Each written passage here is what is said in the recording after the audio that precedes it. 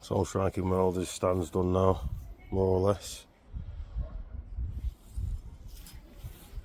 I'm going to try and get it in, see what it sits like.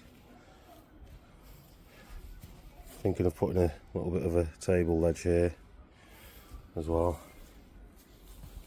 Not quite simple, just bolted together.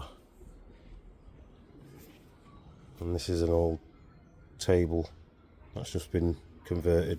It's had the wooden top removed, should I say.